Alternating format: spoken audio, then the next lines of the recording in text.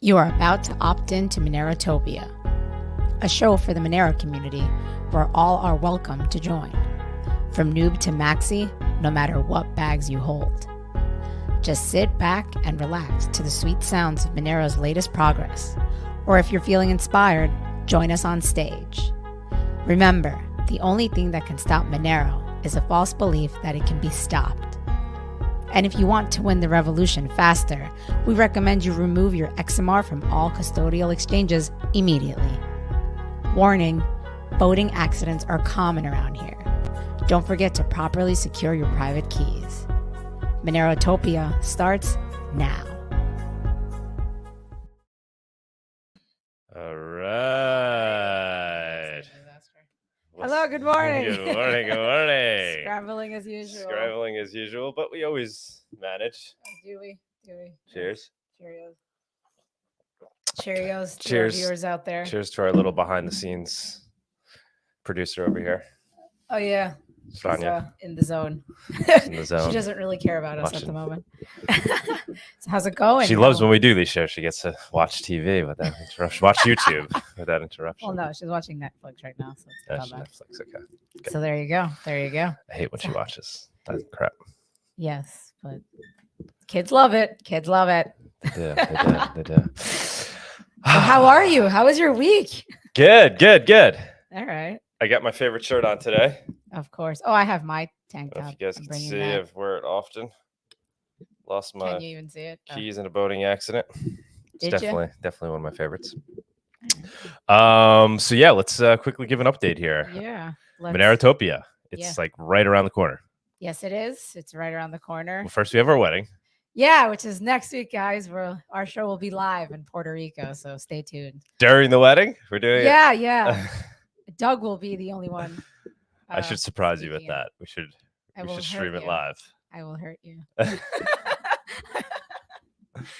So yeah, that should be Definitely fun. not doing that. Yeah, so We're we doing might kind of get a little quiet over the next week or so because we'll be. Well, next week, yeah, we leave. But Yeah. we're still doing the show. We're still Yeah. sticking to the schedule. So yeah, anyone that's watching the show and that's in Puerto Rico at some point, maybe reach out to us and maybe we can meet up and do a show there. I'll probably be putting a Reddit post to see, throwing it out there to see if people want to hang out with us, meet up with us. Yeah, so next Saturday, Maybe in 11 Puerto Rico. a.m. If Well, anybody's it's an around. hour difference, so I guess we'll be doing 11 a.m. there, which is 12 p.m. There's an hour difference. Okay. Because of daylight saving time. Okay. So yeah, anybody that's in that area in the Puerto Rico, I mean, we're going to be in the Rincon area, but if you're Rincon. willing to, sorry, how do you pronounce it? No, you said it fine. I have to roll, yeah. Hit us up. Yeah, Coming out. Oh, Even yeah. if you're, far away, you want to drive over. Yeah, it's for not the that day. bad. It's like a 2-hour drive if you're in San Juan area. But anyways, yeah. Yeah, I'll we be could get you posting live on the show. We could have a nice live guest. We like doing that. That's our thing. Yeah, We had really? Monero Yeah. Miami when we were in Oh, yeah, Miami, that's so right. we need a Monero Puerto Rico if you're out there. that. I'm sure one yeah, exists. there is a Bitcoin Puerto Rico. There isn't a Monero Puerto Rico, so. Well, last time we were in Puerto Rico, somebody recognized us somebody on the beach. recognized us on the beach. That was pretty hilarious. From the show. Yeah, So we felt pretty cool and famous. I could hit that guy up maybe. But Yeah. he was in San Juan. Fun. So yeah, anyone that's out there. I guess let's move on to I guess the conference itself, right? So if you haven't bought your tickets yet, buy them. We just actually posted hotel recommendations. So Yeah, there's a link. We added a link. It shows the Yeah, I'll try to see hotels. if We I got can a deal share. with them. I mean, the deal's not that great, guys, just because but we're staying the there. hotels are expensive in Miami. I mean, there's no great deal. So check out the link, hotel recommendations. We're staying at the Trailwind. What is it called? It's on there. Tradewinds. Tradewinds. Yeah, Trade. That's the one, like literally right yeah, across the Tradewinds, street from yeah. the venue. That's where we'll be. It's a nice place. You got little apartments, has a pool. But there's 2 others on there, and it's the same. The people that run those hotels are the same ones that run the venue, so they're giving us a little bit of a deal. If that's too expensive for you guys, another idea is jump in our Telegram group, Monerotopia, and try to coordinate with other people that are going down and like grab an Airbnb. That's probably the cheapest option. And it's fun 'cause you get to meet get new an people. Airbnb. You don't need to stay like right walking distance. You can Right stay here. a little The link further is on the away. website, too. and share an Airbnb. Oh, he put that on there? The Telegram group? Yeah, Oh, join the good. Monerotopia Telegram group to coordinate with other attendees. Go back to the main event. But yeah, but events, like we're pretty much there, guys, in terms of we have all the content. There's a couple of more speakers that we're ironing out, and then we'll have to figure out how to fit them in. Philip Zimmerman, I don't know if I brought it up on this show, the A while ago, inventor of PGP. He's very interested in coming. You've been chatting with him. Yeah, he's very. We have phone calls. You by mistake called him at like 2 a.m. I butt dialed him at like 2 a.m. a few weeks ago. That was funny. That was classic. We just heard Philip Zimmerman's voice. We're like, who is that? And I like pick up my phone. It was a FaceTime. And we called him like 2 in the morning. We FaceTime him. It was like 3 in the morning his time. Sorry about that, man. But yeah, he's interested in participating, but he wants, he's used to getting paid to speak. So we're trying to figure that out if we get a sponsor for that. I think that would excite the Monero community to get him there. But we already have an amazing lineup. There's a couple other potential big names.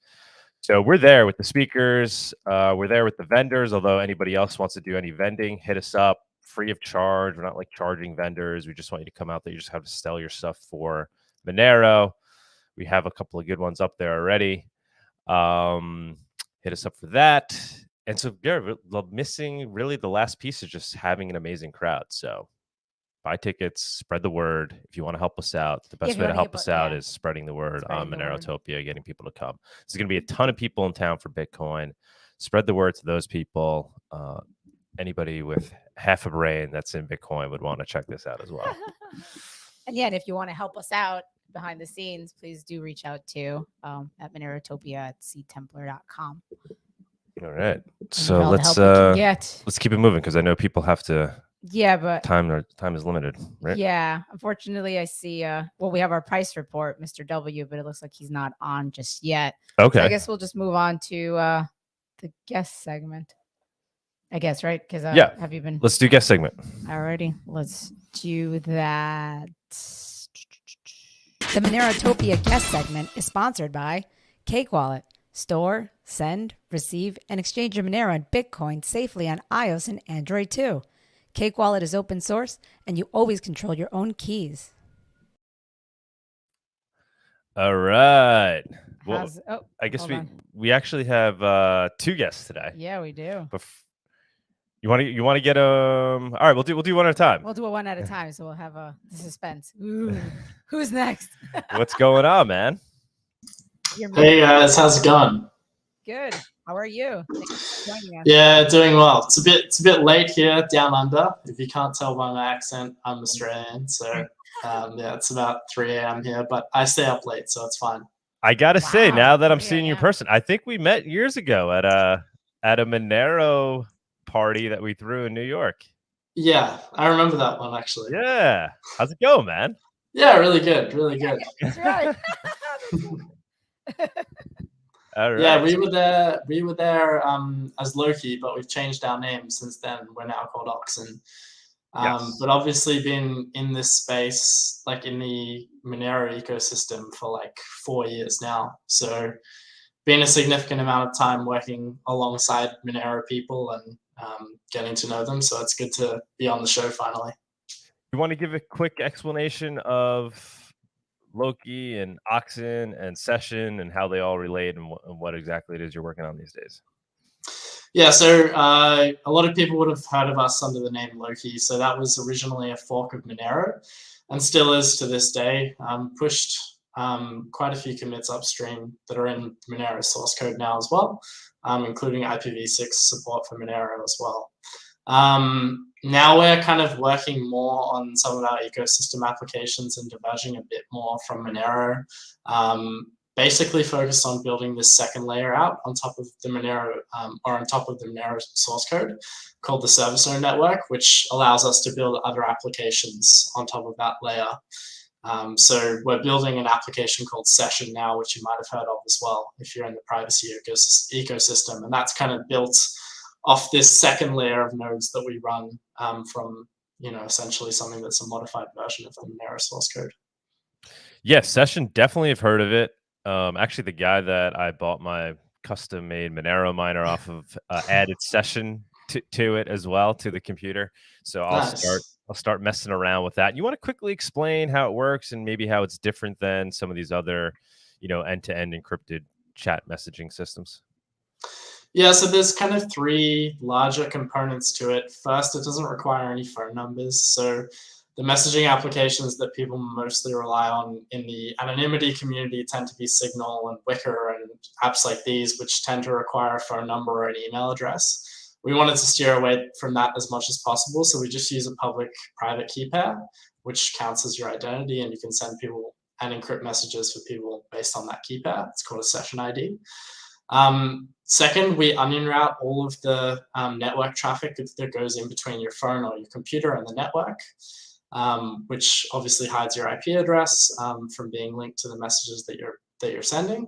And third, instead of having a kind of centralized architecture where you're speaking to a central server, we actually use this service node network, which I was talking about before, which is about 1,800 nodes that you connect up to and store your messages on and talk to, instead of talking to like our central servers.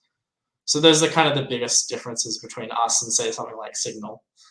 And so are there downsides with the system like that in terms of, compared to one of these more centralized versions? Is it as scalable? Is it as user-friendly? Yeah, it's fairly scalable and fairly user-friendly. Most of the downside has been on the additional software development side of things. When you don't have a central server to deal with, you have to be much more careful about how you manage state. So when Signal talks to its central servers, they have all of the messages stored on there and can provide you like a fully up-to-date conversation list and everything like that. With us, we can't rely on single nodes to store messages. So the states can become inconsistent, and the software has to deal with that in an elegant way where the user doesn't become confused about what's happening. So we've spent a lot of time getting to a point where you can talk to this decentralized server infrastructure without you really knowing that it's decentralized at all, because we ultimately want to provide the experience that using a centralized messenger is like, but just the back end is different. Yeah, very cool, man. Very cool. So are there other projects? What most closely compares to what you guys are doing? Are you guys kind of your own beast? We kind of think that we are our own beast. There's elements of I think the closest in the market would be Signal, although they're not doing anything decentralized. Maybe in terms of like the encryption and the standards that we're pushing forward, I think we're closest to Signal. Maybe on the decentralized side, we'd be closest to something like Briar, which has been used for a while, and they're like a Tor-based onion routing messenger. And then maybe on the storage component, maybe something like BitMessage, we're kind of similar to. So we kind of have taken what we thought in the initial design phase were the best parts of each messenger that we liked, and kind of joined them together. And we're hoping that it's going to hit the market, and we're seeing the numbers right now to back that up as well, that people are interested in the unique kind of placement that we have. Yeah, I think people are very interested in this. Like I said, I haven't tried it out yet. I'll get it up and running. I want to see how easy it is to get going. Now, are there apps yet? Is there iPhone app and oh, really? Okay. Yeah. We're on every single platform, so iOS, Android, and desktop. So desktop, Linux, Mac, and Windows too. So getting started on iOS is literally kind of just as simple as any other messenger, just a little different in that you're creating this private key. I would actually say it's it's almost more simple than other messaging applications, because you don't have to verify your phone number. You just kind of download the application, generate a key. You don't even have to back it up at the time. You can back it up later. So the onboarding experience is almost easier than a centralized messaging application. Awesome. Now, are there rooms yet? Are there can you create rooms kind of like Telegram type rooms? Yeah, so there's two types of rooms that we have. We have closed groups, which are basically, they're fully end-to-end encrypted like groups where, you know, only the end participants or the participants in the chat can read the messages. And then we have bigger open groups. So those are 100 messages plus, and the biggest one I think we have right now is 5,000 members. Because at that scale where you have 5,000 members, it doesn't really make sense to encrypt the conversations anymore, because a single bad person can just take the whole transcript of the chat and leak it to anyone. So when you're doing these more like broadcasty channels or more like informational channels, it just makes sense to make them more censorship resistant, which we've tried to do. So yeah, we have a number of official channels. You'll see those in the applications, and then people can host their own servers to run whatever channel they want. So there's channels ranging from session discussion to politics to language discussion, food, you know, there's channels for quite a few things now, and all, you know, we only run 4 of the channels, and there's probably 100 out there. So cool, yeah. man.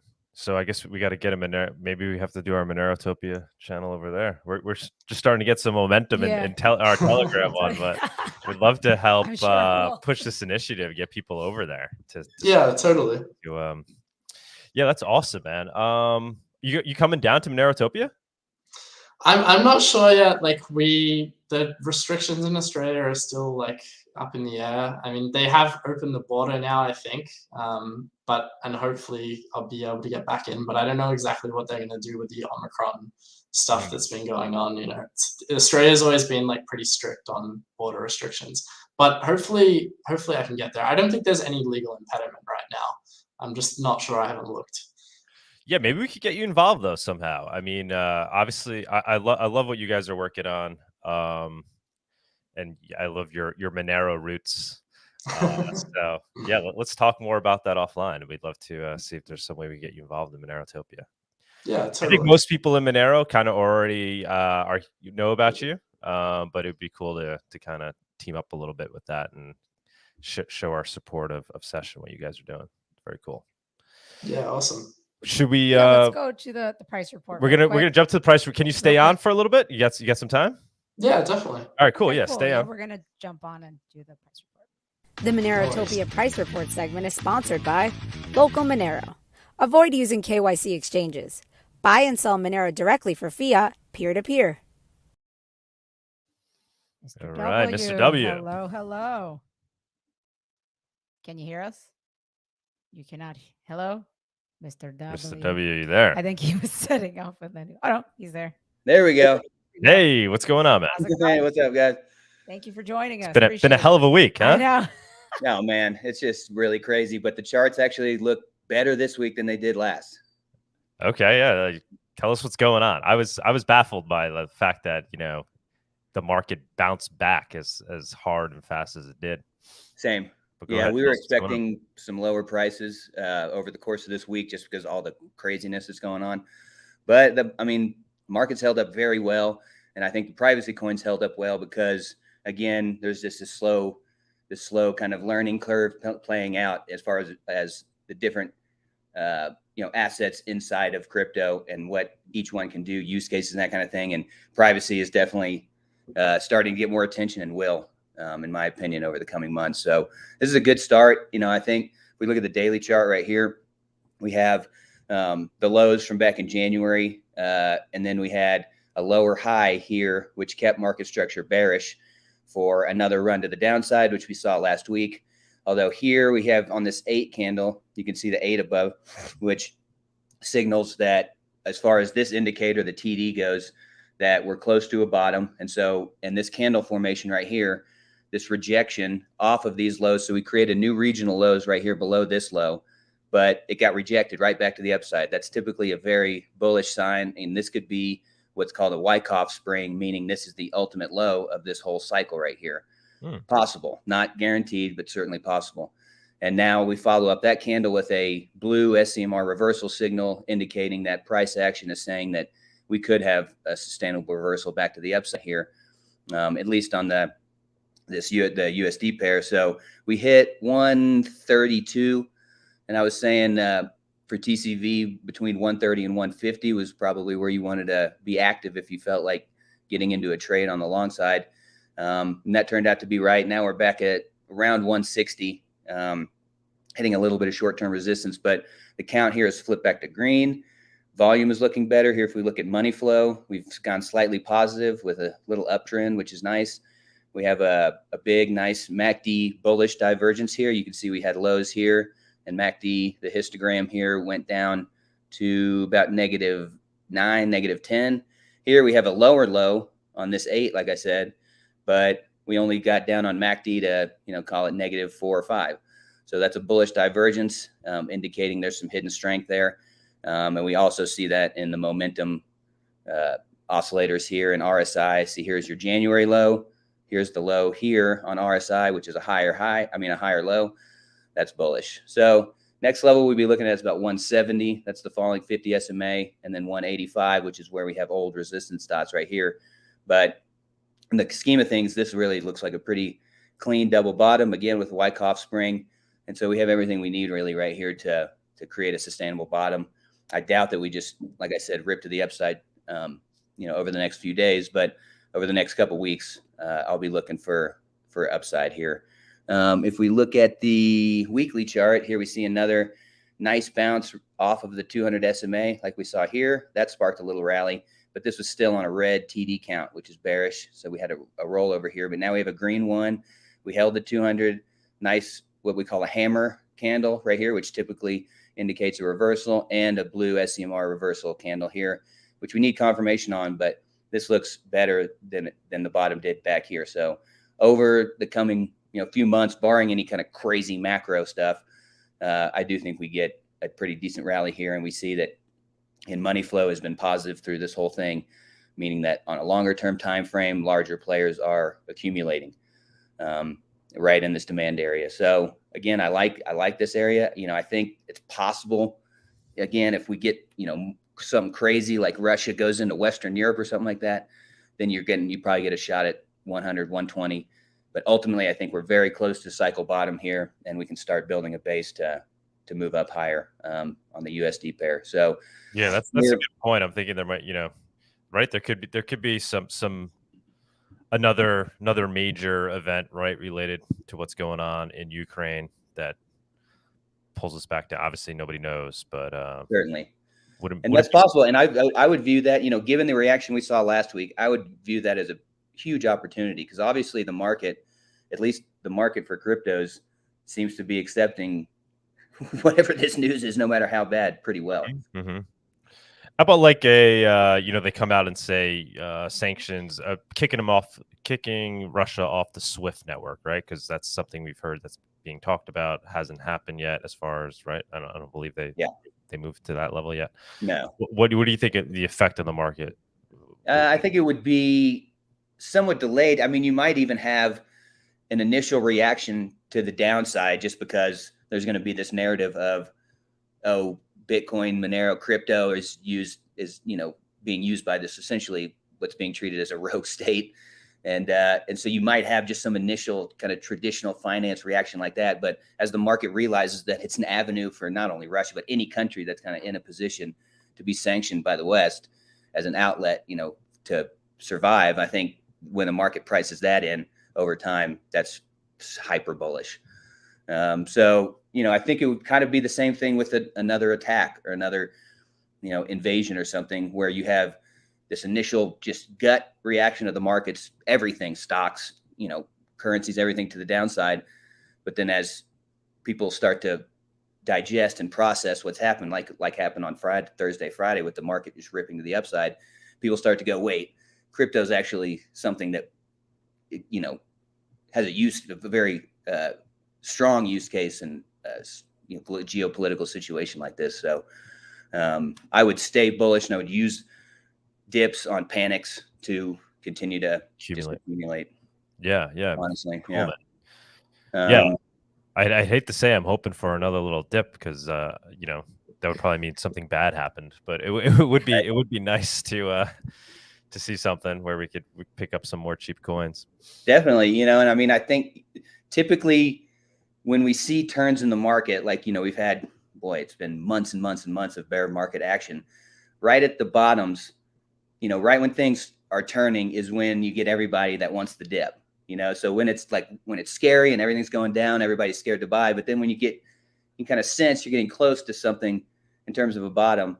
And then everybody's like, oh, I'm going to buy the next dip after the bottom, but then it never comes. So we'll just have to wait and see. Yeah, I was just shocked by how fast it bounced back, though. Right? It was just like, what? Really? It was all in the whole market too, right? It was wild. Yes, wild. I mean, and the volatility is kind of discouraging if you just are like watching it from a day-to-day perspective. But you know, like if we zoom out to this weekly chart, you can barely see it on here, and so it's really, you know, at the end of the day, this stuff seems scary while it's happening, but markets are pretty efficient, have a pretty good way of pricing in a lot of this stuff, despite not, you know, all the uncertainty, honestly. What do you think of the fact that Bitcoin really is not behaving as digital gold? If anything, it's the opposite, right? We're seeing it move in the opposite direction of gold. We saw that spike in gold when there was that kind of doom and gloom moment. People didn't know how bad things were going to get. Gold completely rallied. Bitcoin and the rest of the market went the opposite direction and all dumped. Then things recovered. People saw kind of clear skies ahead. And once again, Bitcoin just went up with the market. So it's kind of acting the opposite as gold, like whatever risk. It's a risk on asset, right? So, right. Yeah. And I see that as like an intentional kind of narrative push by the establishment in order to get people to believe that crypto, Bitcoin is a risk asset, in order to kind of neuter it a little bit, you know, during this pretty key, crucial time for, you know, what should be for Bitcoin. And so I think that's a push by the banks and by TradFi institutions in order to slow down adoption and investment in crypto. And so, but you know, gold's just such an old school safe haven asset that investors are already trained to treat gold as kind of a safe haven during times of uncertainty for hundreds of years. Whereas, you know, crypto is still developing its own narratives internally and externally. And it's pretty easy to just, you know, print up some articles. Oh, hey, Bitcoin is, you know, the new risk barometer. And then everybody on Wall Street goes, oh yeah, sure it is. And then stocks go down and they just start selling everything. So I think it's a temporary thing. I think, again, the market kind of takes some time to wake up to the truth a lot of the time. But when it does, that gets priced in pretty quickly. But I think it's a tactic. I don't think there's anybody out there that actually believes that Bitcoin is a hyper risk asset in times of global uncertainty. I think most savvy investors believe and know that it's a true safe haven, much more so than gold. But it's still so young, and we're still so, quote unquote, we're still so early, that it's easy, I think, for the establishment to portray these narratives in order to kind of inhibit growth. Because, boy, it is certainly a threat at this point. Yeah. All right, that's an interesting take. And then how about the digital cash narrative? So we saw with the trucker convoy, Bitcoin really being exposed as not the greatest technology to use if you're trying to do censorship resistant private transactions. If you're a dissident and you're trying to raise funds, probably not the best thing to use. Do you think we're going to see another moment like that now with what's going on in Ukraine? We're seeing funds getting raised with Bitcoin, Bitcoin getting sent to Ukrainians. Do you think there's going to be some kind of moment there where there's just once again a realization? And at some point, do you think it's going to start to be priced into the market where people say, wait a minute, Bitcoin doesn't really provide this utility? Yeah, absolutely. For sure. Yeah, I think that, again, that's probably a slow process.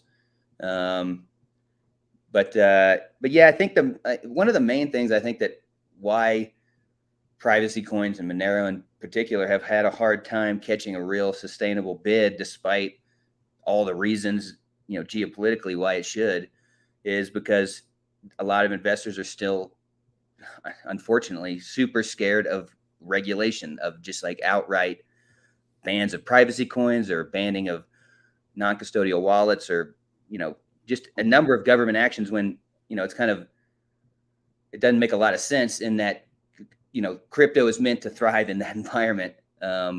Just, you know, if governments are cracking down, that's why things like Monero exist, so that we can still, you know, have the freedom to transact. but I think that's there's still this, again, there's this training by older school and, bigger traditional investors that governments still are in total control of all this stuff. And, if they're going to come out with legislation banning or restricting use of privacy cryptocurrencies, then that would have a negative effect short term on the market, even though I think long term, again, it would prove the use case. So I think it just has a lot of people still nervous. And so, I don't know how that gets resolved necessarily, other than maybe just continue to, do its thing in the face of these crises. But yeah, it's I think it's, people are still scared of the space overall, and particularly privacy coins, just again, because I think there's been this narrative push about dark net markets and how, only evil people are using these things. And so just got to get over a lot of this kind of regulatory worry. And just, again, we need a narrative shift back to the truth from, kind of what the media portrays, these shadowy figures using privacy coins, Mm-hmm. Yeah, man. Good points. I mean, it's kind of like they want people using Bitcoin at this point. They're not afraid of Bitcoin. It doesn't really disrupt the state as much as claimed among the BTC maxis. It seems like they're okay with people using Bitcoin. Right. Yeah. Anything else you want to say with regards to price before we move on? Maybe XMR to BTC. No, not really. I mean, so yeah, just on the BTC pair, TD9 signaling a bottom. Here we have a higher low, another reversal candle, counts flip. So I mean, I'm feeling, this very well could be a double bottom on the BTC pair too. So I'll be watching over the next few weeks, mainly this pair, because I want to see XMR start to outperform BTC, and then the USD pair, follows along with that. But this is kind of the relative pair that I want to watch to see if what we were just talking about, if, we're gaining some traction in terms of real world use cases and crises like we have now. When you say maybe a double bottom, that's a positive or a negative? Positive. Very, very positive. I think Cone Vase always sees double bottoms as a bad thing, right? I know every technician kind of views the market differently in terms of technicals, but so his thing is double bottoms and double tops are meant to be broken. Well, essentially you did kind of break this double bottom with this lower low right here, although it didn't hold. So like, here we said, we're coming into a double bottom, we're probably going to break it. We did, but essentially, again, at the end of the day, we ended up holding it, even though there was a slight break of market structure here, which tells me that there's plenty of demand to support us right here. So, kind of trying to compare metrics with the technicals rather than just saying some broad statement like, oh, double bottoms are always broken. I want to try to pair, any kind of demand or bid side metrics I can with the technicals to tell me whether, in fact, a double bottom is going to hold or not. And here it did. And so now I'm expecting higher prices, at least over the shorter term. All right. There you have it. Thank you have it. So much, man. Thanks for coming on. Appreciate it. Oh, absolutely. Thanks y'all for having me. And sorry, I was a little delayed. No worries. We got it done. Greatly appreciate your time. You're very to the point, explain things very well. Good stuff. Thank you. All right. Awesome. Appreciate it, guys. Y'all have a good weekend. Cheers, man. You too. Thank you Cheers. so much. Awesome. Again, really appreciate it. All right, you got it. Take care. I guess we'll have our second guest. Yeah, let's do another guest segment intro. All right. Let's do it. This is a special show. Ooh, it is. The Monerotopia guest segment is sponsored by Cake Wallet. Store, send, receive, and exchange your Monero and Bitcoin safely on iOS and Android too. Cake Wallet is open source, and you always control your own keys. All right. We got Martha, our second guest. Woo-hoo. Thank you so much for coming on. Are you muted? You're muted? I muted you. I'm like, hi. It's so great. Thank you guys so much for having me on. What's going on? How's it going? It's a beautiful sunny day here in Miami. I'm excited for you guys to come back after your wedding for this great event that we're going to have. that's going to be our, that's going to be our escape. That's our honeymoon. Monerotopia. I'm taking her to Monerotopia. It's a beautiful exotic place. Guys, everyone should be very jealous. She's a keeper if she's excited for this. And I think I've tested her limits a little too far. Too far. But we'll be okay. Yeah, we'll be fine. I'm excited about it. I'm super excited about this first conference. So, but you want to give a little intro about yourself for those that do not know who you are? So yes, sure. I am Martha Bueno. I am running for Miami-Dade County Commission in not Miami Beach, in an area that most people who come to Miami don't come visit. It's Kendall, out west.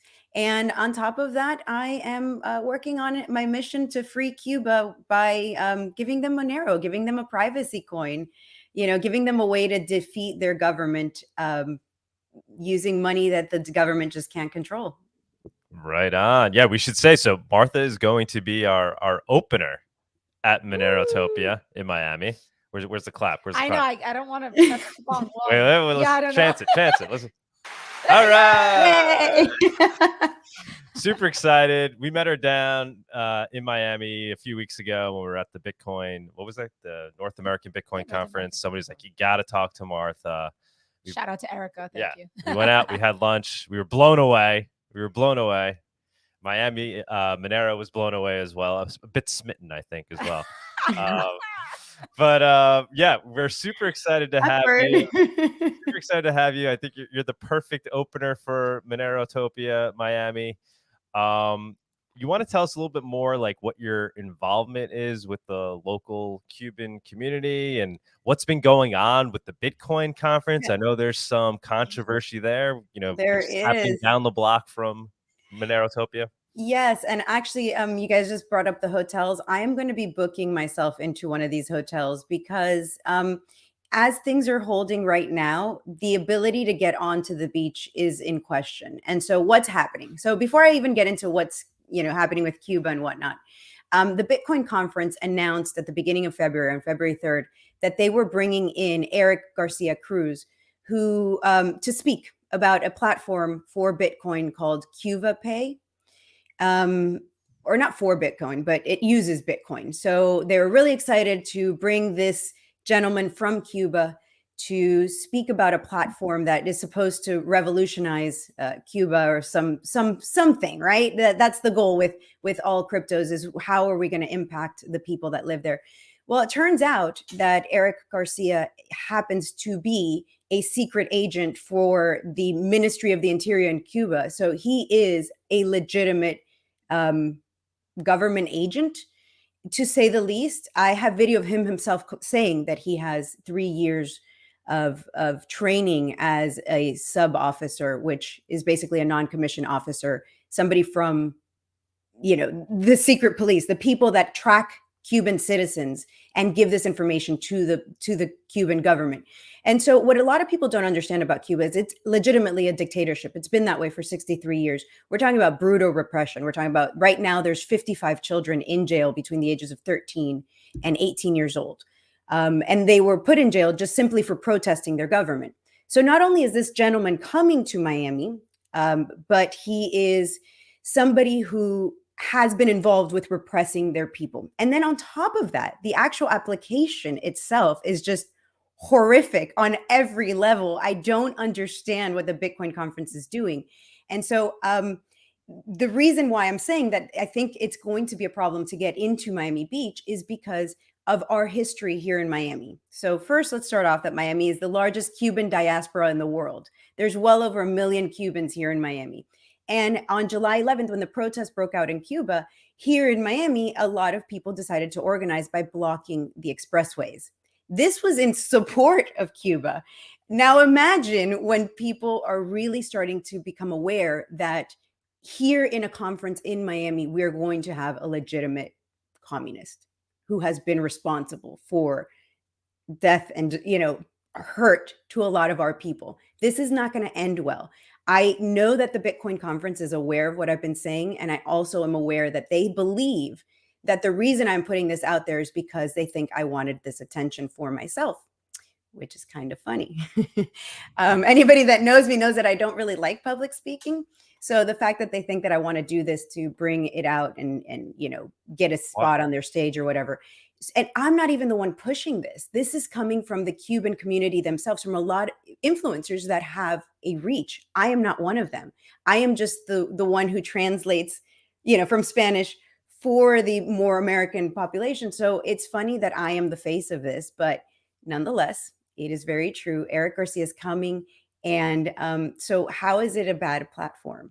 Well, this platform connects people to send remittances. They charge 14% of fees. So right there, that's pretty bad. But then the people don't actually receive Bitcoin in Cuba. They receive what I like to call as Chuck E. Cheese money, which is MLC. MLC is the coin that the Cuban government has issued that's basically only useful in their stores. It's government money. Again, like Chuck E. Cheese. You go to Chuck E. Cheese and you give them your dollars and they give you a Chuck E. Cheese coin that only works in Chuck E. Cheese. Same thing with the Cuban government. You give them your Bitcoin and they're going to exchange it for this coin called MLC, which you can buy in government stores. This application helps you buy in government stores, helps you buy, you can pay for your electricity, all the Cuban government services, your phone, you can fill up, your minutes on your phone, you can add Wi-Fi.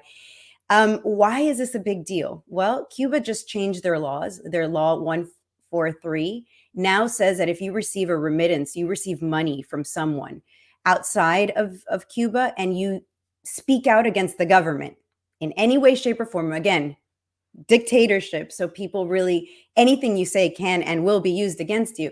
Now they're going to have a concrete evidence, because this doesn't give you, it's not a person-to-person platform. It's not hiding people. And there's a video of Eric saying that, yeah, if you want privacy, this isn't the app for you. So Bitcoin is promoting an application that will legitimately land people in jail in Cuba and possibly death.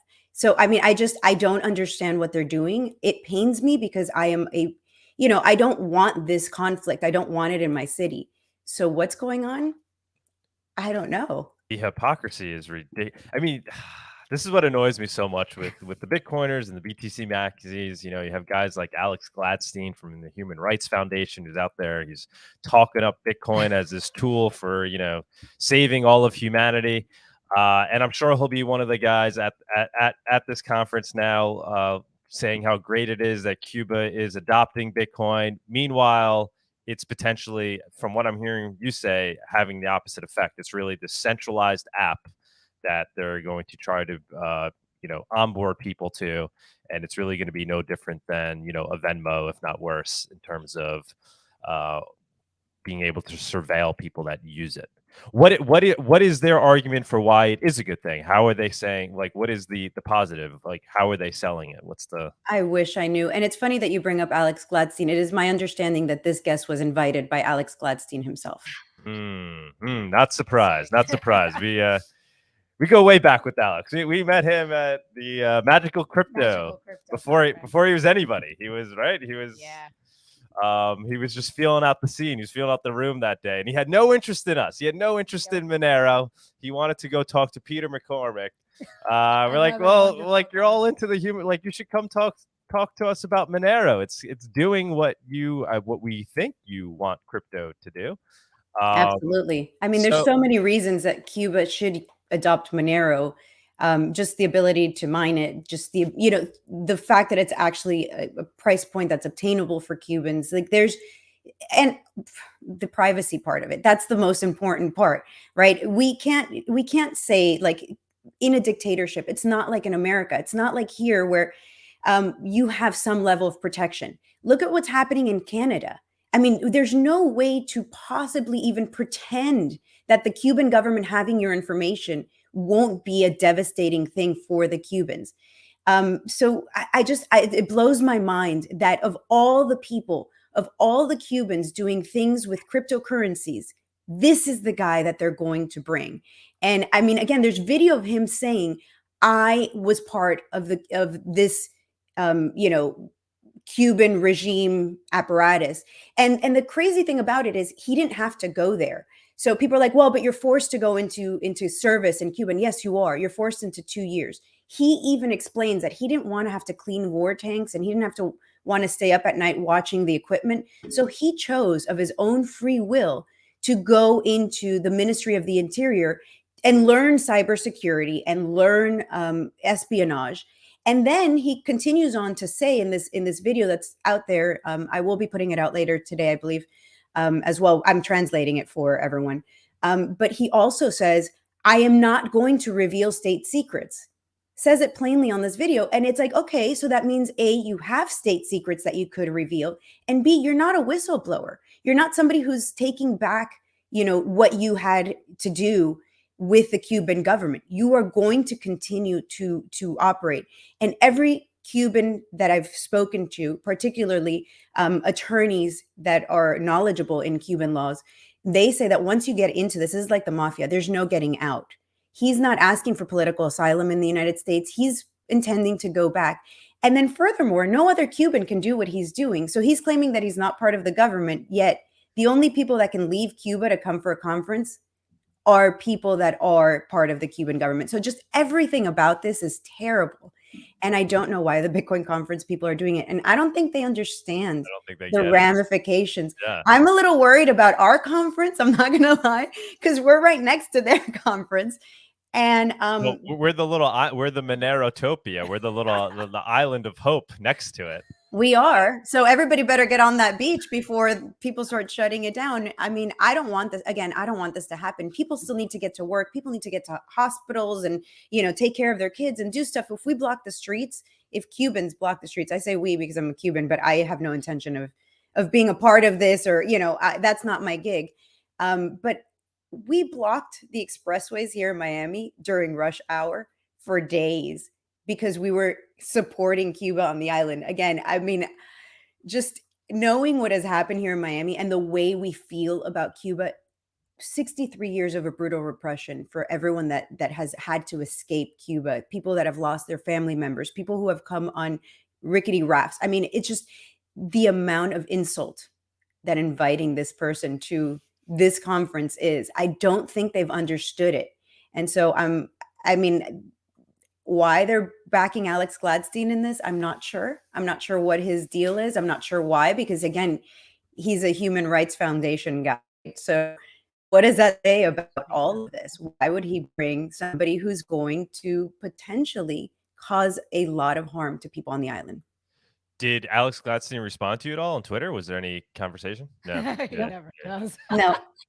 And again, the Bitcoin conference knows that this is happening. It's not like they're unaware. Because at the beginning, I thought that was the issue here. I was like, oh, well, there are a whole bunch of people who aren't Cubans. I understand. We all make mistakes. We don't know. But now that they're aware of it, why? Yeah, no excuse now. You made them aware. They should at least be talking about it, looking into it, talking to you about it, trying to figure out if there's validity to what you're saying, which it sounds like there is. My hunch is that you're on the right track with this.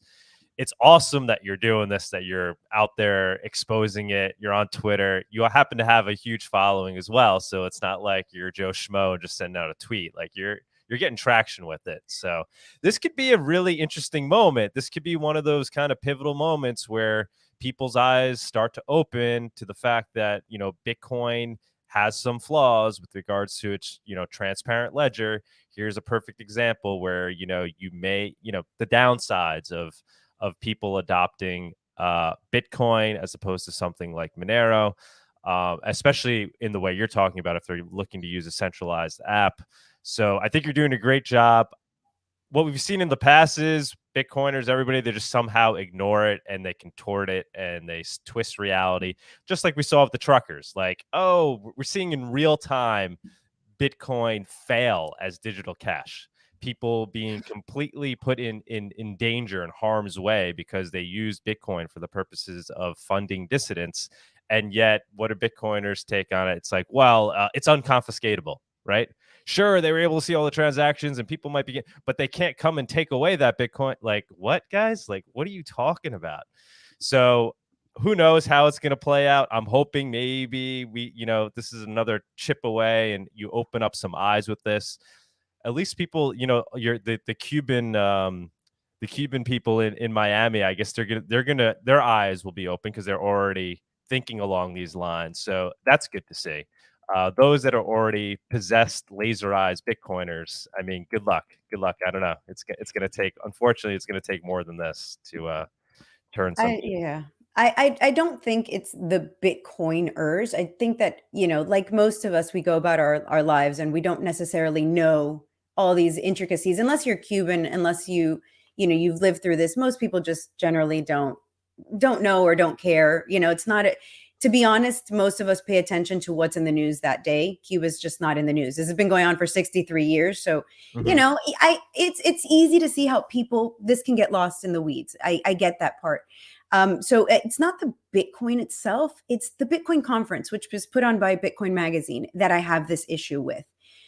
Because maybe Bitcoin would be a solution for Cuba in another lifetime, right? Under a different scenario. I'm not against whatever that idea is. I'm just against the fact that Cuban people will have their information given to the Cuban government. And then, of course, they're being robbed of their ability to grow their savings accounts, right? The whole purpose of getting people onto cryptocurrencies in these type of scenarios, like in Venezuela, like in these countries, is so that they gain their independence. This application is just going to suck them into government. They are now going to have this government coin that is not useful in any other country in the world. How is this even, something that's being discussed at a conference that's about freedom, that's about, all of these things? It's just, It's mind blowing. I mean, I hate to say, you could disagree with me, and you'll do more, but it is the Bitcoiners, not all of them, but there's this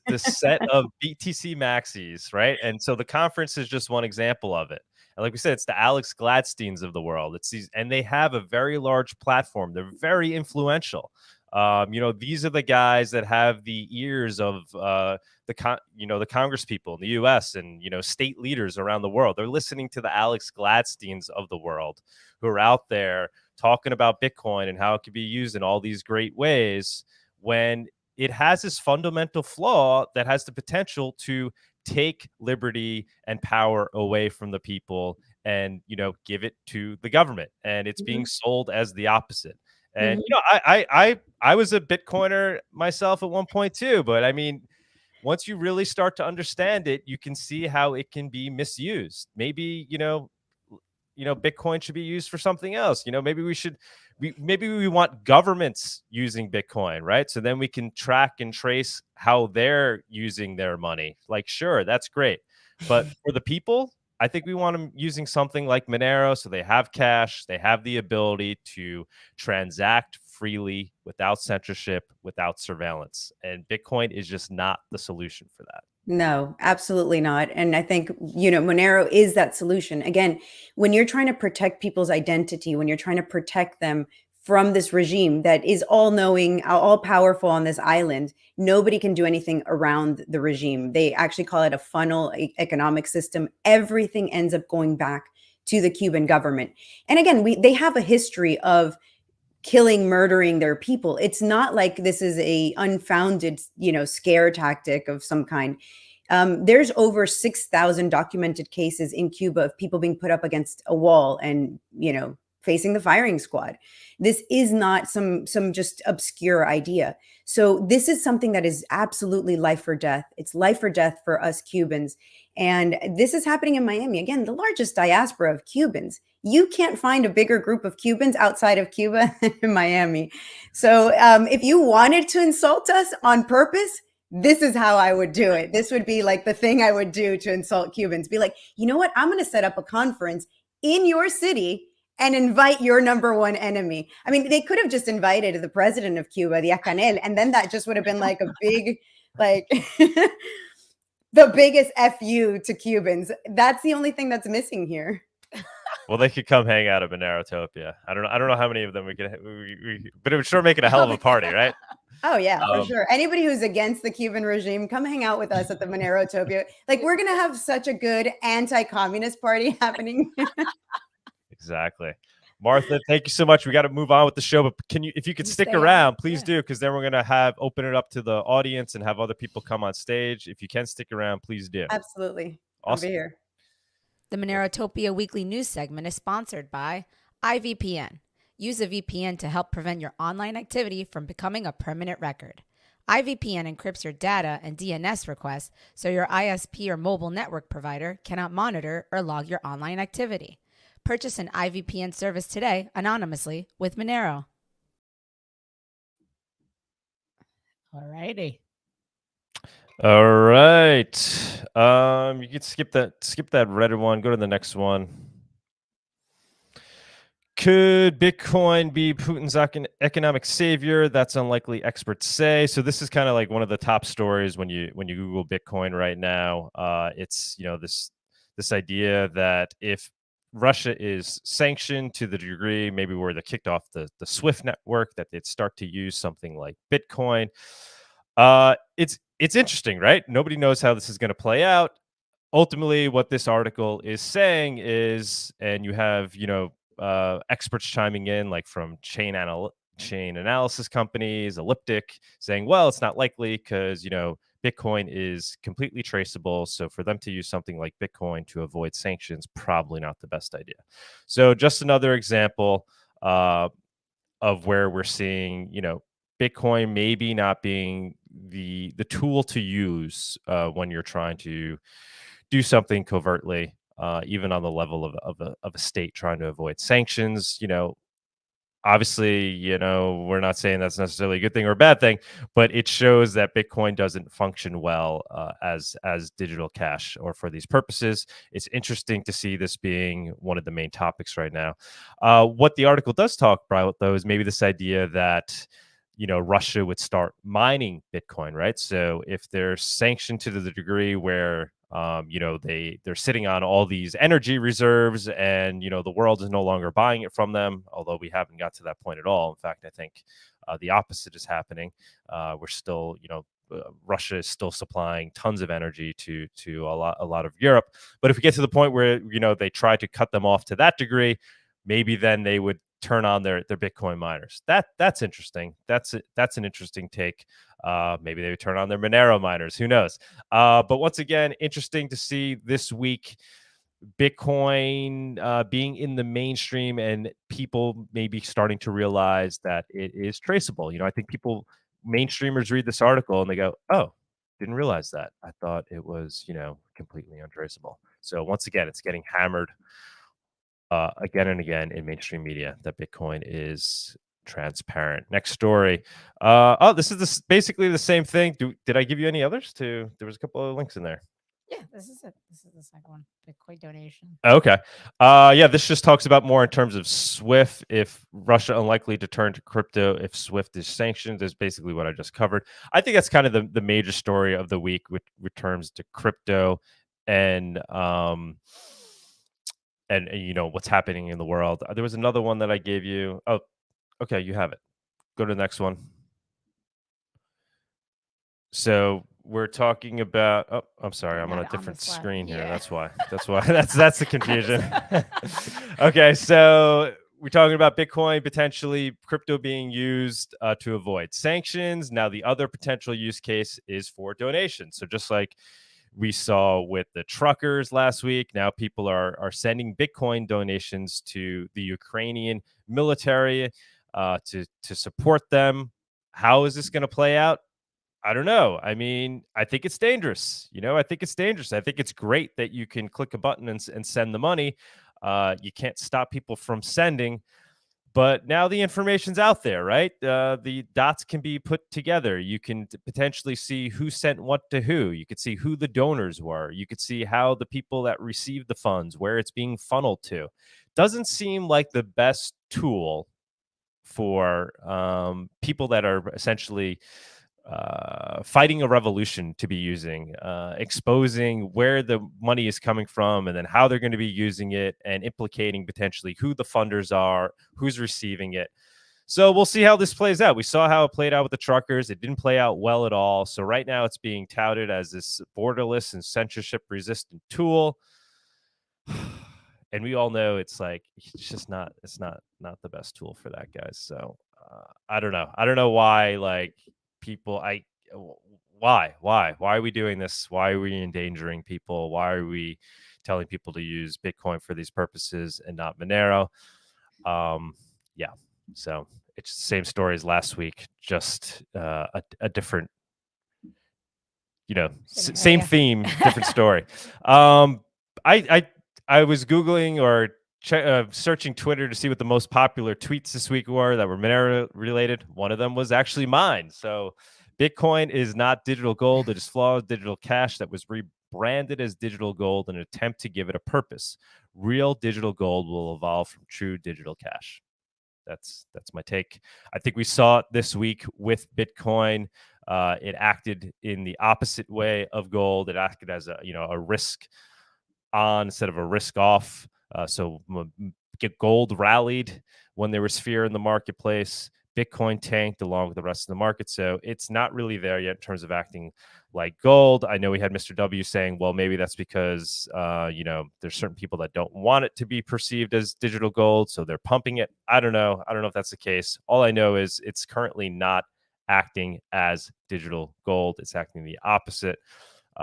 It's, people aren't fleeing to Bitcoin during these most tested times where you don't know where to put your money. And I do think eventually there is going to be a digital gold, and I think that's an amazing use case, but I don't think you can just claim that use case without having an underlying value as digital cash. That's my point. So I do think crypto will act as digital gold at some point, like true digital gold.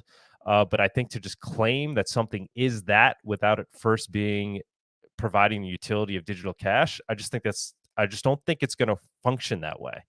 And then there's, a lot of people liked it, but obviously you had a lot of people attacking this. You had a lot of laser eyes attacking it. What I thought was interesting is, first of all, their attacks were like very just, attacking, basically calling me an idiot without really explaining why.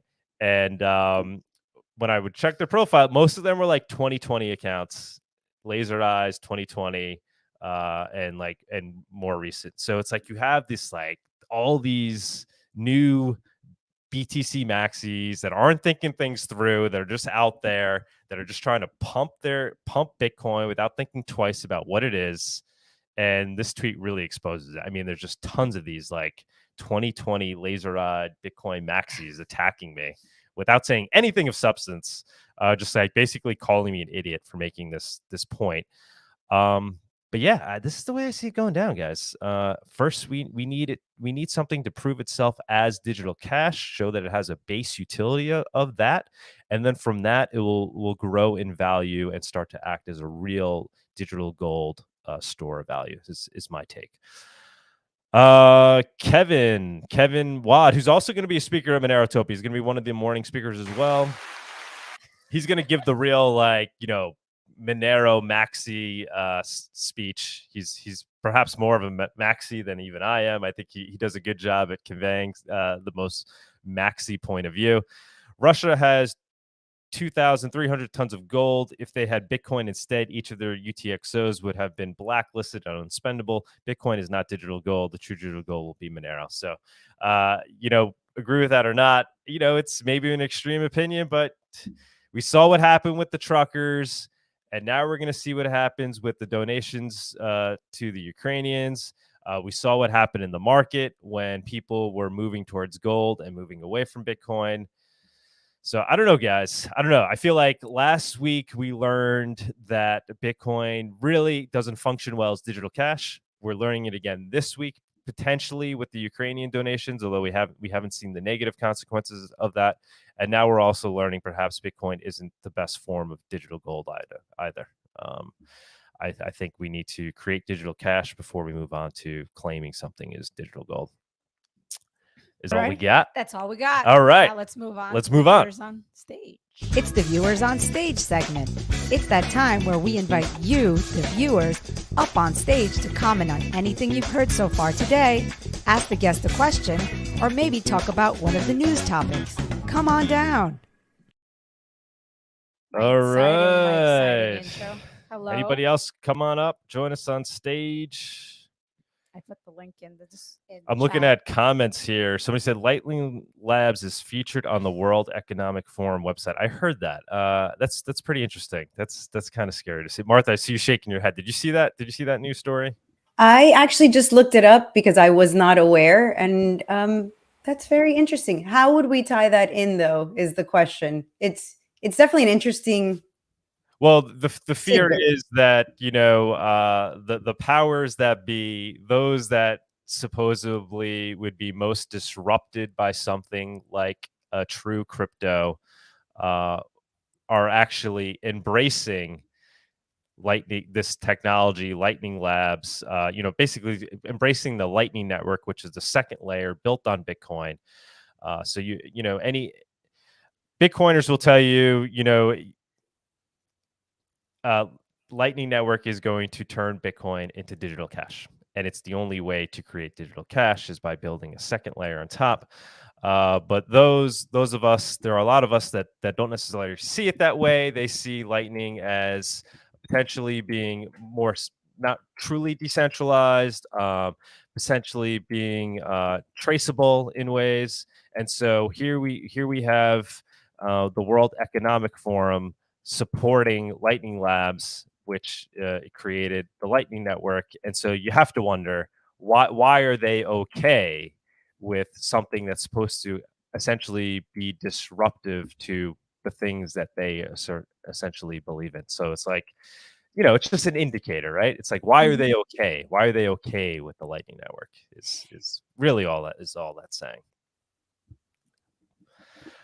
Anybody else have comments on that? Actually, I'd love anybody that's out there in Monero land that wants to come up and talk about that. I think it's an interesting story. Yeah, we have Ian and Brazilian Rhapsody. Hello, guys. Welcome.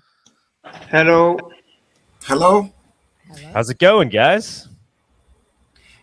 Well, I was motivated by the comments of Marta about Cuba. And I would like just to talk briefly what is happening here in Brazil, because we have a problem that's similar to Canada, but it's a little bit older. You have like a Supreme Court that is trying to get control of the three powers here in Brazil over the legislative and the executive sessions. And it's quite interesting because we have here in Brazil previous versions of a CBDC. It's called PIX, P-I-X. And it's similar to the WeChat payment, if you know the Chinese version. So everybody pays with like a QR code and so on. And it's very easy, it's cheap, it's for free mostly. And the question is, whenever the actual Supreme Court decide that someone is against his point of view, he tried to avoid them to talk. And the first part is to collapse any YouTube channel. And then nowadays they are they have destroyed the PIX option. So people had the money frozen. It occurs in the last year. And this is my fears about the new world that's coming to us. And when I saw what is happening in Canada, I became more conscious or more avert to this kind of repression that's occurring in our situation. And for Monero applications, we have a conservative guy. It's Alan dos Santos. It was a journalist, and he was forced to go to United States, and now he is in exile in the United States now. It's quite interesting to talk to him. I don't agree with every point of view of him, but it's interesting. And after that, he tried to receive in Bitcoin, because all kinds of money he could not get. Even his company was destroyed with 60 journalists in Brazil, completely destroyed. Everybody went out of job. And when he decided to put the wall of Bitcoin wallet, the people start to checking their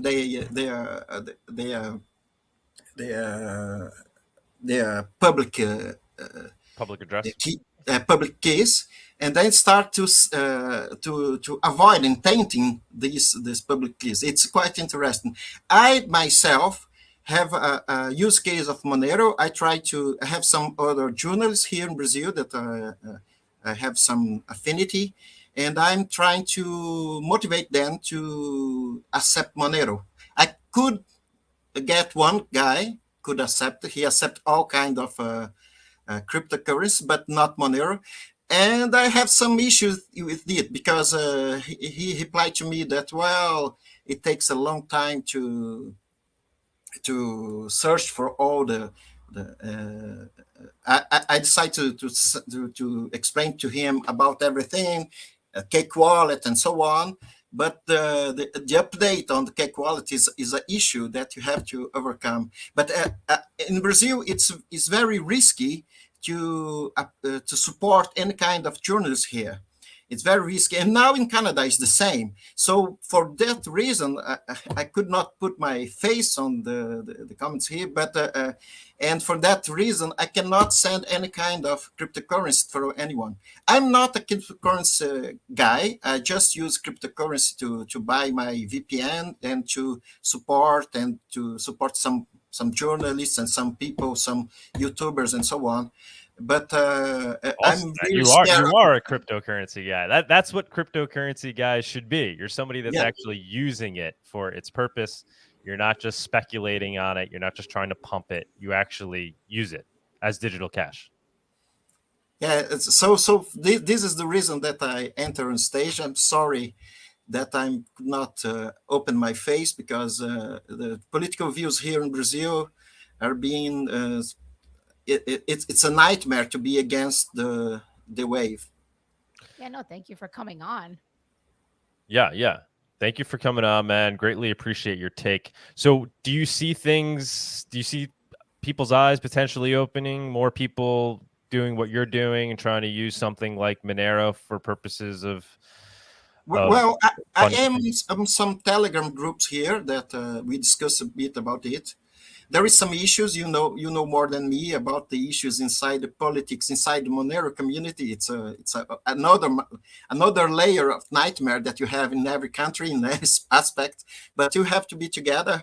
And the other thing is that nowadays, what are these issues? Even Telegram.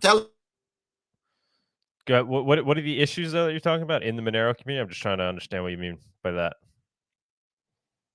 Oh, I think we lost him. Oh no. I don't know what he's referring to there.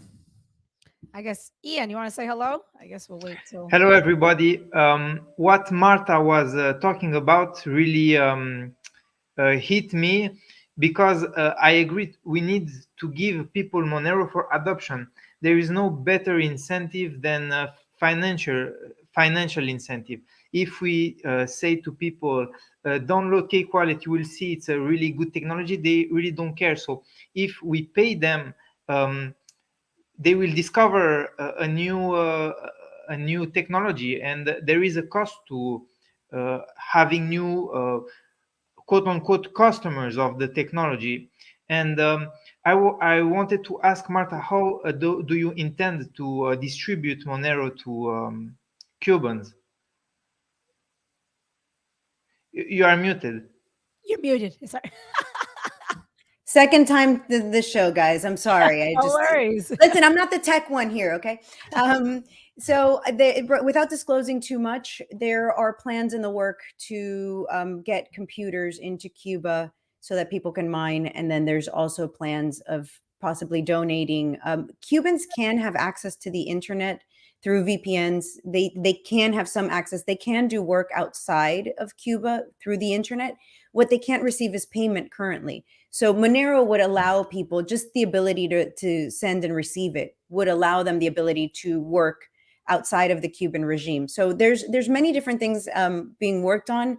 I'm just not so comfortable going through them just yet because of the issues with the Cuban government being so difficult to work with. Awesome. My hope is too, when you're down at the conference, also you'll be brainstorming, talking to people in person. So that should be really cool too. You'll be able to learn a lot of things, and maybe I think we should have a CCS, and I would like to donate to have like mini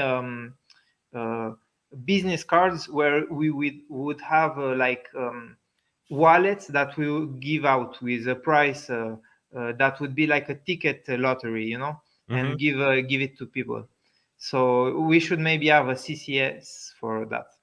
Yes. I love that. I love that idea. We were trying to think of something like that to actually. So we do have our giveaway for Monerotopia, the swag, something similar to that, more so for like onboarding people. We were trying to figure out how to give away actual Monero, but there's kind of a trust issue there. There's like no really kind of easy way to do it, where you could put Monero on a paper wallet and then not trust that the people who put it on aren't taking the Monero. It's going to be a little bit difficult to do that, but we could talk more about that. You have a good idea on how to implement it? For me, it would be like you have to trust the people that makes the wallet. So it should be someone like just in the community where you know that he's never going to steal the funds. And having every country donate, have more even so a poor country where $2 is like for me if you give me $100 in some poor countries, you know. And yes, we need to trust the people that give. That's the income. That's the downside. And we should also have a map where people can check out where the Monero was donated. This is how I see it. Like the city, not the specific location, you know. And so people can are incentivized to donate to see the map grow and adoption grow. So this is very exciting. Yeah, reach out to us after the show too. We could talk more about these giveaway card ideas. I love that concept. I love that concept. Kee, what do you think, man? What do you think of the this rumor with the Lightning Labs on the World Economic Forum? Do you have any reaction to that? I mean, generally, I'm not a big fan of the Lightning Network, just the technology basis of it. Like, I don't think you need to go drawing conspiracies necessarily to say like that they're a member of the World Economic Forum to say that it's not necessarily the best technology. And the claims on its privacy, the privacy benefits of it, I think are much overstated. And yeah, just the points generally around Bitcoin maximalism, I think I've resonated pretty soundly with. The Bitcoin maxi, like the Bitcoin community is kind of separating away from the rest of the crypto community. I think like they're sailing away on their own like ship by themselves while everyone else is pushing innovation through their coins. Like Monero updates, you know, about every 6 months. Ethereum is doing the same thing, and these coins are like pushing more and more forward, and they're starting to overtake like some of the market cap. You can see Ethereum's gaining on Bitcoin, obviously, and has been over the last 3 or 4 years. And I think a lot of the reason that that's been happening is because they've been pushing forward technical innovation while Bitcoin has been stagnating in these discussions that just go round and round and round about how the protocol is like, the way it is like perfect and it just never needs to change. So I was excited that they got the Taproot stuff through. I didn't think that was ever going to go through. It was very cool to see that happen, but they need to start moving faster. Otherwise they're going to, like over the next 10, 15 years, it's going to take a while, but they will fade into irrelevancy, I think. What do you think of Bitcoin being touted as a tool for, you know, funding dissidents and things like that? So what we saw with the truckers and now what we're seeing in Ukraine, do you think it's okay? That's a good thing. We should be pushing people towards Monero or just let it play out. What's your kind of take on that? I think it depends in the use case you're using it for. The trucker one was a really bad use case because you're giving money to people who are like, it's illegal to give money to them via the Canadian laws or whatever that they've said. And then you're giving it to them in a public way as well, which is like the silliest thing that you can do ever. So you're essentially forcing that person to break the law by giving them Bitcoin and providing an immutable record of it as well, which just seems insane to me. The government, I just noticed while this was happening, actually, Ukraine put up, like the official Ukraine Twitter account put up donation links for Ethereum and Bitcoin. Really I think that's just like in the last like 30 minutes. You can see it on the Ukraine official Twitter account. That one, I don't know. That one is a bit more interesting because it's to a government. So you wonder to what level, like, but what we're seeing, like, Putin's going to take over that government, right? That's like the goal, right? But it seems like he's going to succeed in putting his own government in place. So now what happens to all these people that weren't on his side, that were fighting on the other side, that were potentially funding those that were fighting against him? You're now a target, much worse than the I fear Putin more than Trudeau, right? In terms of somebody trying to get back at me. I mean, who knows? There might even be like, maybe if you're a Russian, like I would be very worried if you're a Russian citizen donating to like a Ukrainian campaign. But I think the threat model would be way less if you're like a US citizen donating to the Ukrainian like people, especially because like the US doesn't have any laws around donating. They wouldn't impose laws around donating to like a cause that they're for right now. So like practically, there might be a lot of people in Russia that are up against what Putin is doing, funneling money. Who knows? Maybe some of his rich buddies that are being affected by these sanctions, that are pissed off, that want to actually secretly see him fail.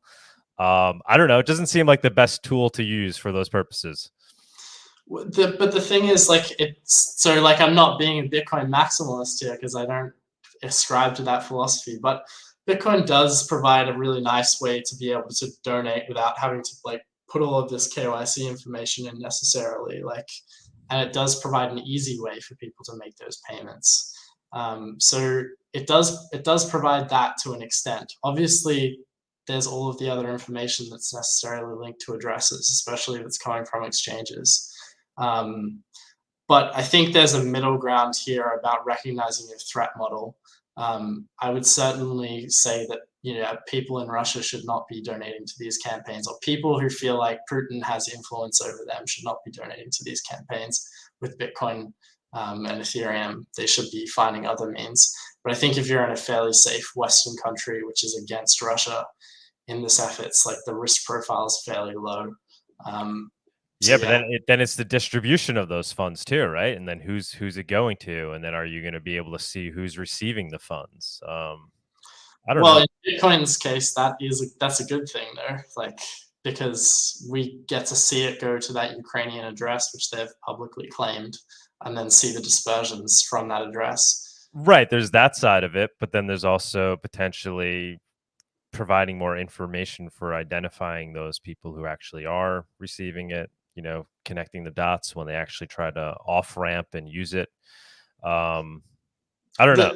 The thing that's probably most likely going to happen though is that Ukraine will send it to a centralized exchange and they'll sell it for, I don't know, US dollars or whatever they're going to use to fund the war effort. So like, I'm just trying to break this down into practice. Like, I'm a Monero and like privacy coin maximalist. I've been working on that technology for 4 years, but you do have to like break these things down into like what do you think is going to most likely happen with this money, and then assess the threat model based on that.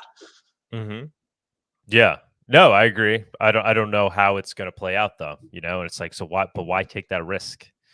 Like, why not use something like Monero, which can just as easily be used for clicking the button to send the donation? What's the benefit? The only benefit, I guess, is the liquidity of Bitcoin.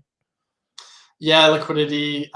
Like, obviously, there's more holders of Bitcoin than there is Monero. There's like just more money in that system to be able to extract value out of. People have wallets on those systems. It's more well supported.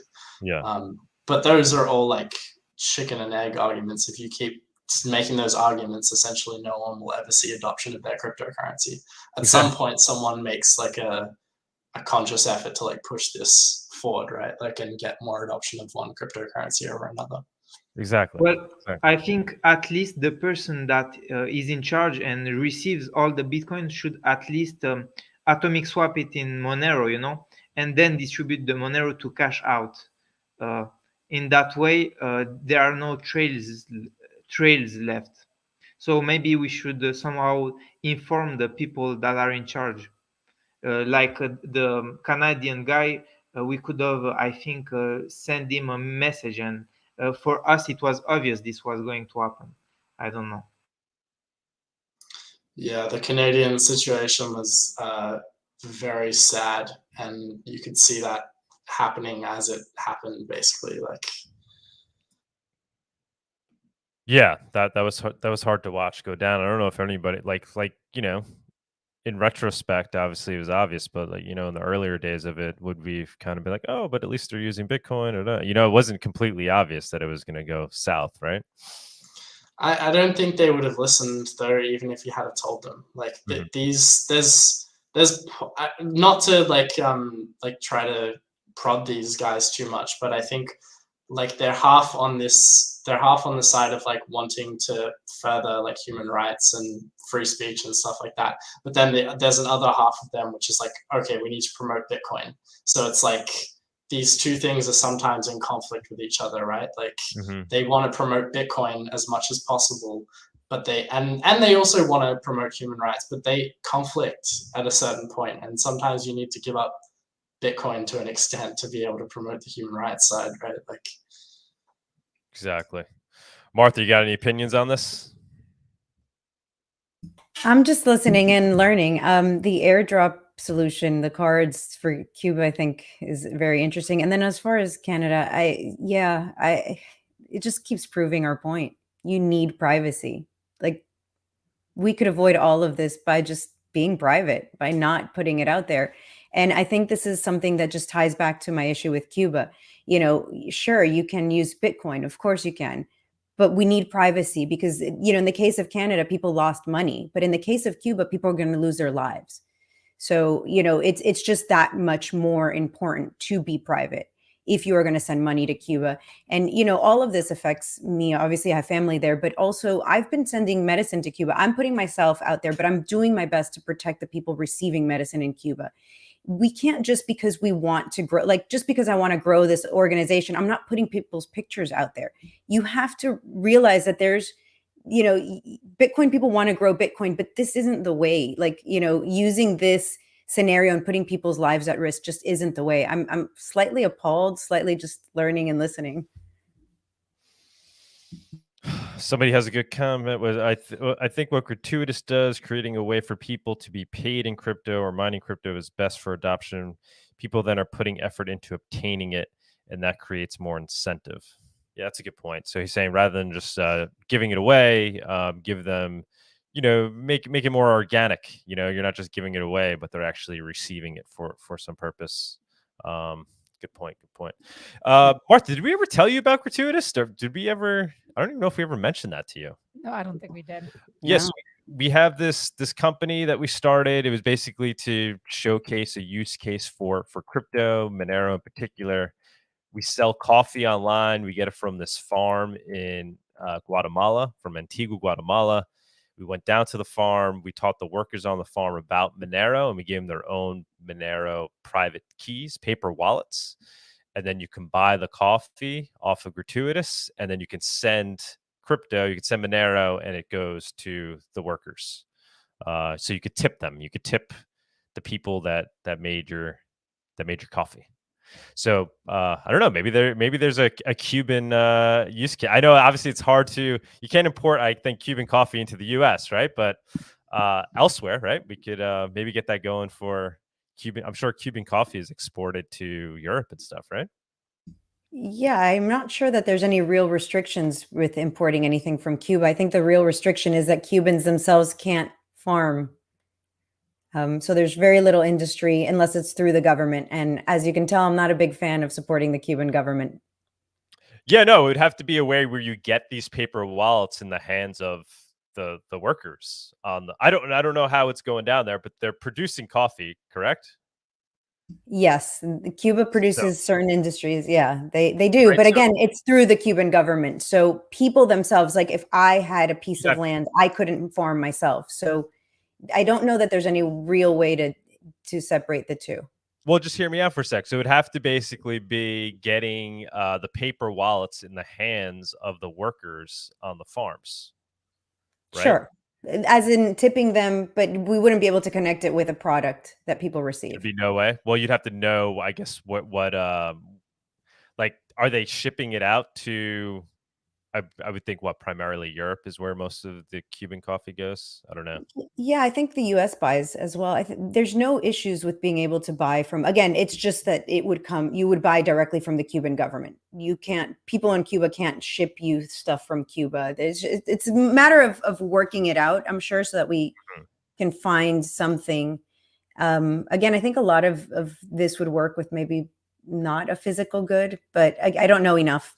Okay. It's just something interesting to think about. Obviously, I guess it could be dangerous. You could be endangering them if if the Cuban government found out that their workers are getting tipped for the coffee. I don't know, maybe, but it would be interesting, right? It would to get some Monero in their hands. I guess it'd be amazing. I have no idea how it works. Like, would it be difficult to access people down there? Is it all? No, we have connections with people on the island. Accessing people is not the hard part. It's just making sure that the Cuban government isn't aware of it. The harder part. Okay. Yeah, well, that's something we're working on. It would be cool to tie Cuba in somehow, but I don't know, maybe. Yeah, let's hold off on that. We don't want to endanger people, but it'd be really cool to pull it off. I'll go down there. Give me some wallets. Will you make it back? I don't know. But I do like the idea of people mining it themselves in Cuba. I do think that Cubans need to learn to fend for themselves a bit. I think that's definitely an interesting idea. Yeah, the mining is great. The only issue with that is it's not super profitable right now. But I mean, I don't know what's the situation with electricity in Cuba. So is it basically it's subsidized by the government? How's that work? Yeah, it's subsidized, and the government also keeps tabs on how much electricity you're using. So a higher consumption would be an issue. I have seen some people discussing that if you're a student, the universities have electricity at all times, because that's another thing. In Cuba, the electricity is very in and out. You maybe get it for 8 hours a day max. So it would be very limited time that they could use it. And the Wi-Fi the same. So I was seeing like different people who work for the Cuban government can access the Cuban government stuff. And then there's probably a lot less scrutiny on that. So if you're a university student and your laptop is just chugging along at the school, nobody's really going to pay much attention. So that medical doctors that work in hospitals that have, so there's a lot of interesting ideas. And unfortunately, we have to use the Cuban government's resources, but I think we can work our way around. I mean, we're resourceful people. We'll figure it out. Yeah, in terms of getting people started on mining, super easy with Monero compared to other cryptos.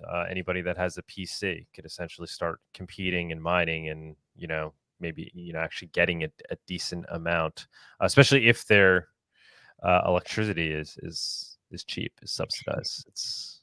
It's something to, I guess at that point, just getting the word out. Getting the word out. I don't know what forums or channels or what ways you would do that. Is there any ideas there on how to just get the word out to residents of Cuba, getting them thinking about it? Yep, and that is what we're working on with this conference that we're planning, is getting people, educating them. I think the education part of Monero is really important. Explaining why this is the better coin to use and explaining how to use it, is really going to be the biggest challenge, I think. Very cool. Mm-hmm. Anybody on stage have any comments with regards to that? I'd be pretty worried about the mining stuff, just in terms of Cuba, I would assume, doesn't have a lot of the, when you're looking at mining, the things you kind of want are cold climates, so you can have natural cooling on your processors that are doing the work. You want fairly good internet connections to be able to relay your candidate blocks back to pools. And you want cheap electricity, which is the main thing.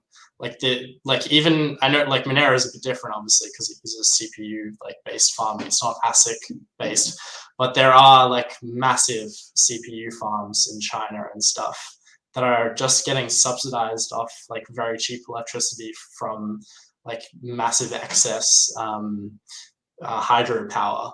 So like they're paying so little that they can compete like at inordinate like prices. So I would be worried about that stuff. And just worried about like if people are putting their computers on and not really. The good thing about it is that like I'm assuming like the Cuban wages are a fair bit lower than like US wages. So earning a little bit of money can be a lot more, but I don't know if that's enough to like outweigh those natural like things that you're working against. Yeah, I mean, we saw it in Venezuela quite a bit, though, right? In the, a few years ago with Bitcoin. Do you think it'd be kind of similar to that? I don't know, like if Venezuela ever had a significant portion of Bitcoin mining, though. Like if you were to compare it against like China or the US or like any other major region in Bitcoin mining, like it would have been a smaller portion, I would assume. Now that might have translated into more money for them because that money goes further. But I'm not particularly clued up on that situation, to be honest with you. All right. Well, we got some research to do. Like I said, once again, Martha, maybe when you're down at Monerotopia, we could, get you talking to the right people, figure out if there's a way to make it effective. Anybody else want to jump up? Go ahead. Yes. I see that one use case that you have to put efforts on is about transfer of money. I believe that transferring money between countries is an issue that in Cuba, in Brazil, in Canada, in India, Russia, Ukraine, everybody needs this. But for the low-level people, not technical savvy, they cannot do that, and they even cannot use like TransferWise or something like that. So I believe that there is an opportunity, a huge amount of money flowing from one part for another part.